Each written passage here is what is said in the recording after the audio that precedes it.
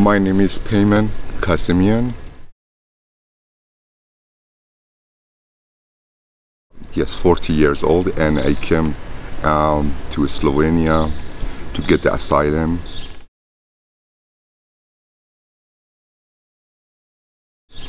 And starting the new life in here.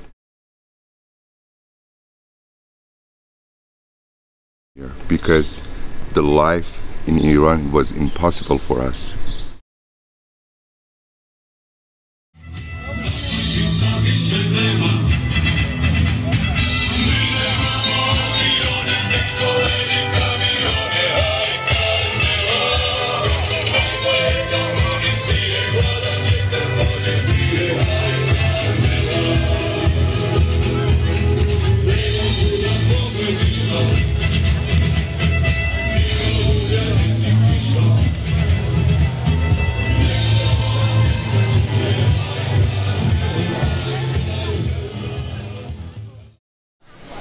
When I start doing my journey to come to Europe, I never thought it's going to be that hard. My journey started when I just came to Turkey and start coming to the Greece with the boat. And I thought it's over when I passed the water, and when I arrived to Greece, I thought it's over, you know, I'm safe. But it wasn't like that, because the problem just started, because at the time they closed the border to Iranian, because like they said, we don't have a war in our country, so we didn't have a chance to pass the border, even though, you know, we have to do something to just passing the border. That's how I just pretending myself as Afghanian to pass the border to come to the Slovenia. Some Afghanian family, they helping me to passing the border, and they said, you know, we have to pretending we are the family. So I was holding their kids in my arms to passing the border, you know, and it was a lot to me, you know, because even though they have a problem and they have a lot of things in their mind, they still care about the others. And this is the great memories for me.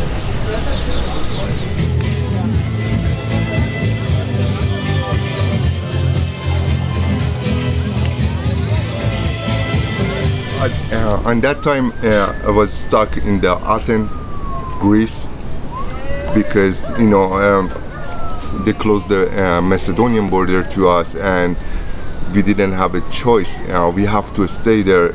I was staying for 2 months, and I was out of the money, and I was homeless. I was in the street, and I was so hopeless. I didn't think, you know, one day I have a better life. I was so crazy that time, you know. I thought, this is it. I'm not going to be successful anymore. Even either I have to come back to Iran, I get hanged or something, or I have to stay in Greece and be homeless.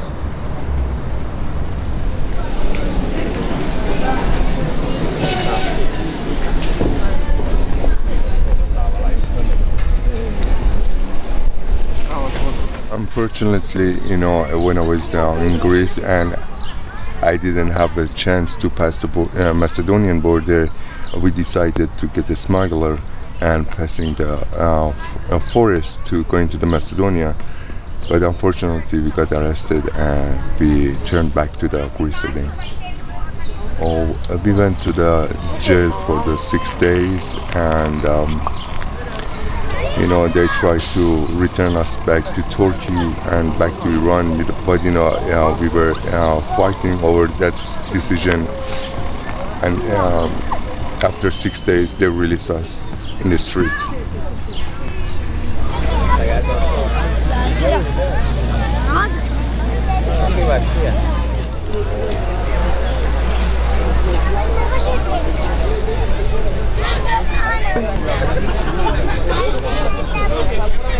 From Macedonia to Serbia, and Serbia to Croatia, and Croatia to Slovenia, we used a train. and for some of those countries we had to pay from their own money, which we didn't have the money, so we have to just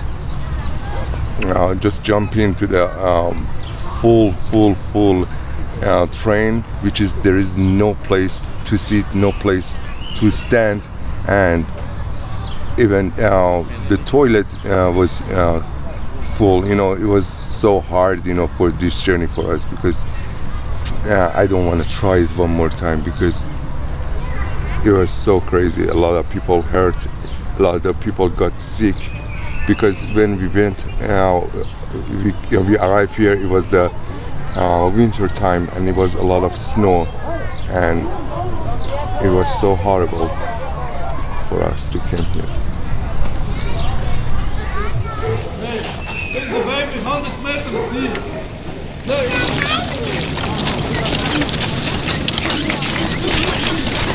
I came to Slovenia. Right away they give us the bus to going towards Austria, and when we went to Austria, you know, we get rejected at the time. So we did 4 times this journey from Slovenia to Austria.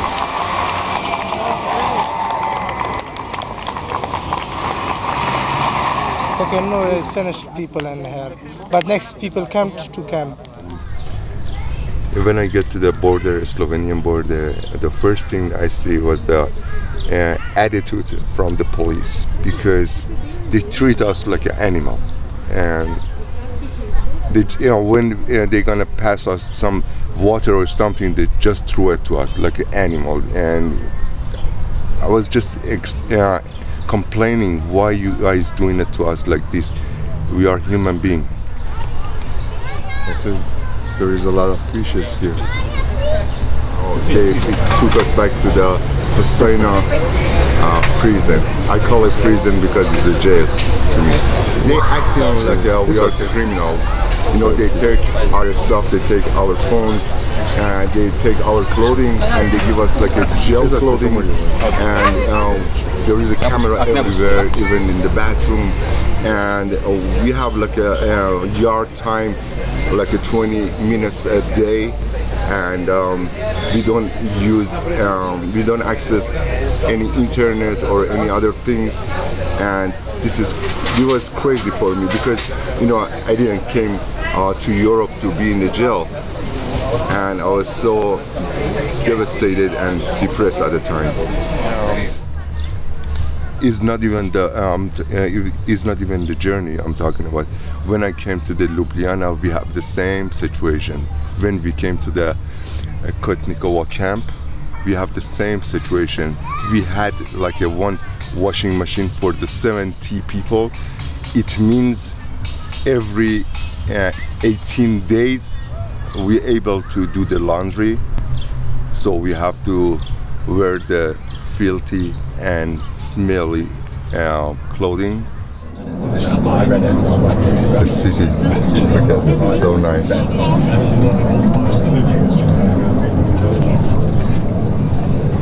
It's much better than Tehran, definitely. Super. And now, as the things is changed, we get more privilege, we get more washing machine, we get Wi-Fi, we get better food, but still we facing the financial problem, because we are still getting the like 18 euros per month. But still we are grateful, because we are not in the situation I used to be. Oh yeah, this is my favorite place. This is my spot. It's beautiful. Every time I feel like overwhelmed or something, yeah, that's the place. I'm going by myself here and having the big breath. Just get away from the troubles, dramas. Yeah. When I arrived to Slovenia, I didn't have no clue about my rights. Nobody told me I have a right to get apply for the asylum. We didn't have no idea what we have to do and what is our right. أهلا وسهلا في سلوفينيا. بمجرد الموافقة على طلب اللجوء وكنت في حالة اللاجئين كفرد واحد أو عائلة، الحالة الخاصة بك تساوي وضع أجنبي مع السماح بإقامة دائمة. We just arrived to Kotnikova and we were just starting to putting our things in the rooms, and all of a sudden they told us there is some kind of protest going on, and they told us to come downstairs and meet the people and talk to them. And that's why I talk on the microphone and express my feeling. We came here with a good heart because we didn't have choice. We didn't have enough opportunity to live in their countries. So they came here and tried a new life. Some of them they have houses, cars, jobs, money in their countries, but they didn't have. They didn't have the human rights. So we are so grateful we came to Slovenia and stay here, and hopefully we got accepted by you guys. God bless you guys. I love you. Actually, this demonstration, they have two parts. One part was the people were supporting the refugees, and the other part it was the people they didn't like the refugee, and they tried to kick us back of the center, and that's why I feel like I have to do something about it.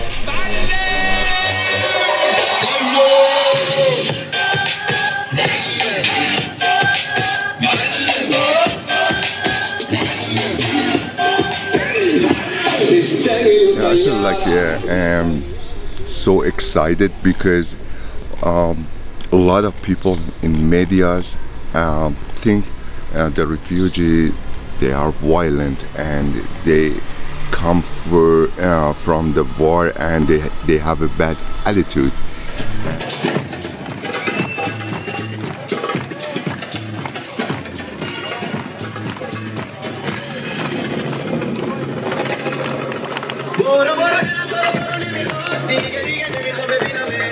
And we have to show them, you know, we are the cool people.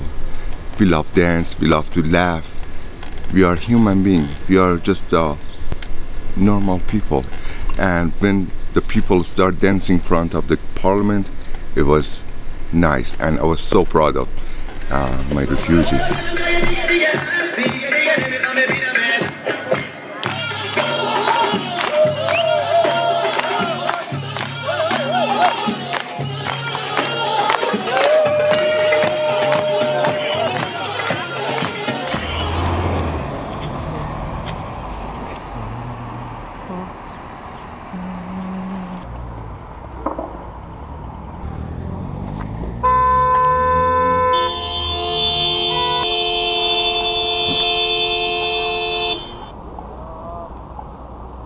I feel like crying, you know. I think there is still some people cares about the others. Well, may I just, you know, but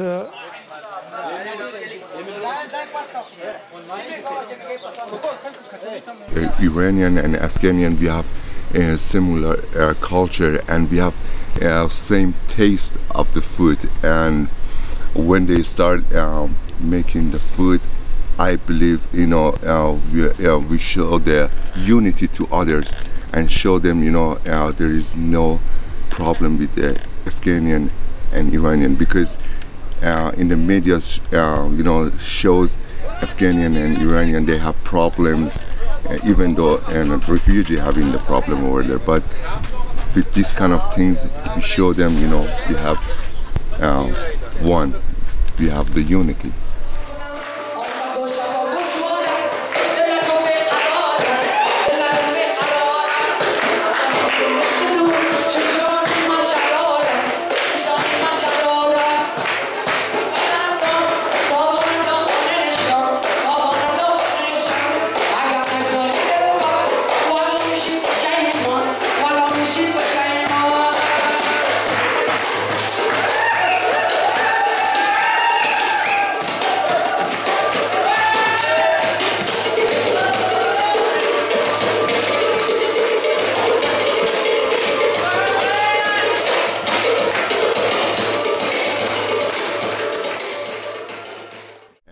in Iran we don't have a war, but in the other hand we have a lot of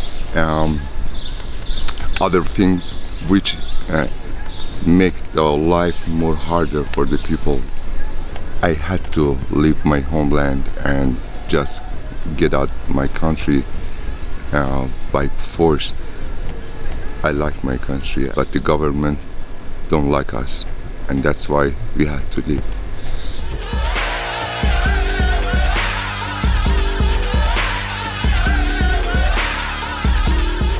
A religious leader of Iran, Ayatollah Khamenei, he had some speech about a couple months ago about those people who converting to the to the Christianity or the Baha'i people should be executed. And my religion is Baha'i faith, which is like a 200 years old religion. Rights in Iran to go into the school, we cannot go get the job, we cannot own the place because we are the Baha'is, and that's why we came out of Iran now. And they say if they find any Baha'is, it should be executed, and that's why me and my friends decided going to the protest against the Iranian government and Iranian regime. بیشتر اثر میکنه یه ترام وقتی شعرام خونه میکنن تو موبایل تدریس میشن عرفان واسه بچه‌ها وقتی شعرامو میخونن جا کتاب دینی دیگه سخته واسه این جماعت سیویک وقتی خش صدا میشه یه خار تو چشم باشا این کل نکن جون سیه که ما خاکیم خالص نغزه ندم کن یادم فدای ایران مرگ بر خامنه‌ای مرگ بر خامنه‌ای مرگ بر خامنه‌ای. Tavarna Rock, or Social Center Rock, is my second home here, because since we came to the center of Ljubljana to Kotnikova, we didn't know that that many places to hanging out. And when I find out about the rock, I was so excited. The mayor gonna destroy and demolish this place. I was so pissed off because, you know, this is a lot to us.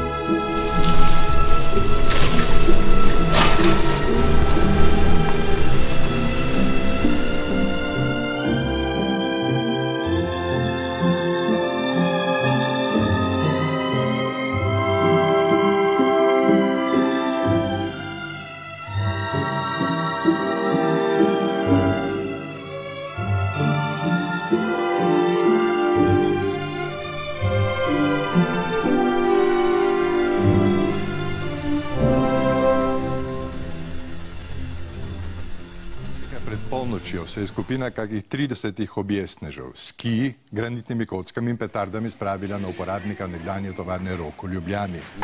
Neo-Nazis attacked the Tavarna Rocks. A lot of refugees were there at the time, and they tried to protect this place as much as they can. And, you know, it was, I feel like, you know, I'm in the war again. You know, I lost the peace one more time after this attack.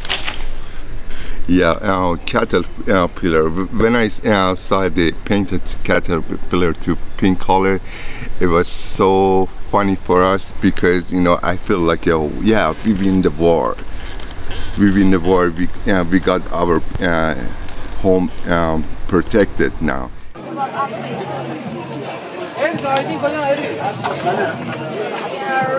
Every day I was coming here every day, and we try to be a part of this community, and everybody has to do something to make it happen. And it was great to see this unity in the Tavarna Rock. I want to tell you a joke. Actually, it kind of looks like a true story.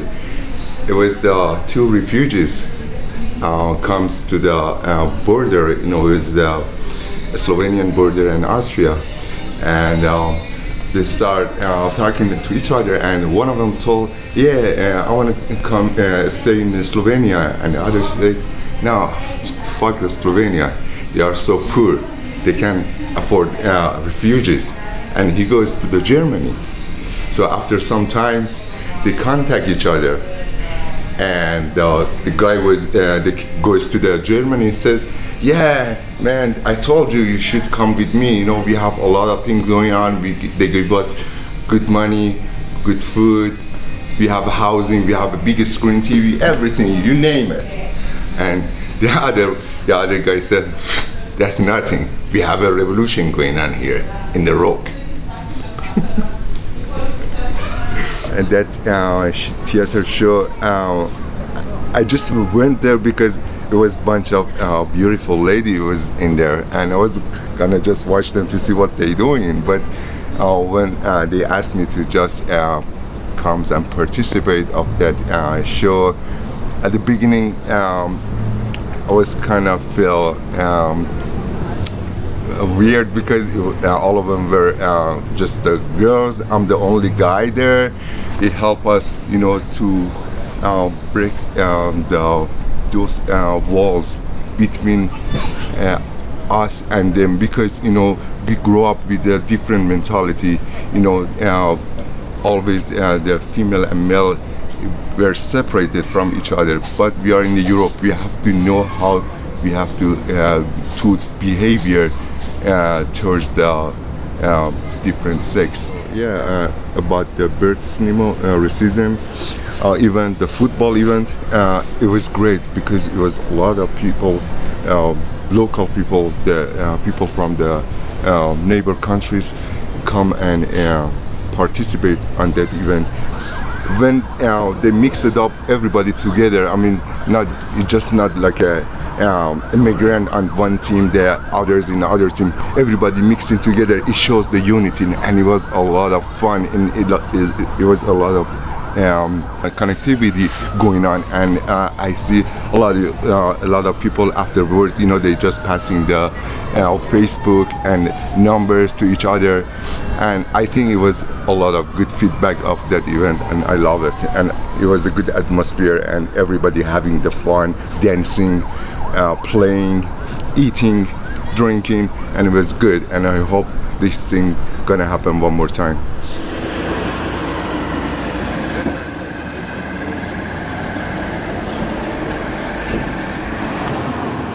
The good things is I'm having the good time with the police in Slovenia.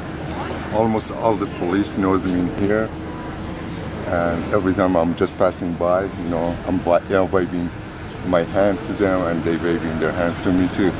So I feel good, you know, to be accepted even by the police.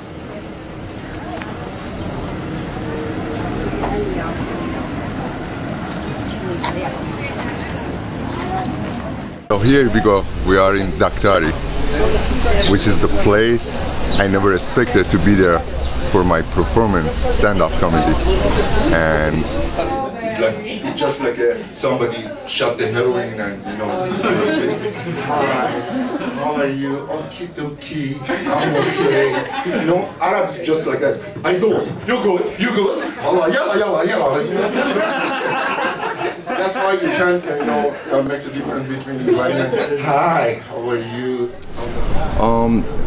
When the social center, they provide some trips to Piran for us, it was a lot to us because, you know, we don't have that much money, we don't have transportation, we don't have nobody to support us for this kind of thing. Okay, so tell me, where are you from? Iran. Iraq. Pakistan. Cameroon. Okay. Syria. Vous êtes bienvenue. Syria. Syria. Okay. Afghanistan. Dobrodošli. Iran. Hvala lipa. Hvala lipa. Hvala za našega. Because this is not just about the fun, it's about networking. More because I know you guys tired, and thank you for listening to me. I wish I see you guys around. Thanks. For the first time when I go to the round tables, you know, I didn't have any idea what's going on. You know, they just asked me, you speak English and you have enough experience about the refugee lifestyle and refugee crisis, and you should come over there and talk a little bit. and I didn't have no clue what's going on, but I went to the first round table, and I see the students, they were look at me just like they never seen the refugee in their life, in the person. The other day, you know, I was in the other school, and somebody just comes to me and said, "Can I shake hand with you? I never had shake hand with the refugee." And I said, "Okay." You know, I just want to tell you, you know, we have the ear, we have the eyes, we have the eyebrow, we can talk, you know, we are human, you know. I feel like I'm doing something very important to tell them who we are and what we have to do. And in the other hand, you know, I just show the message from the others to the refugee, which there is some people still cares about us.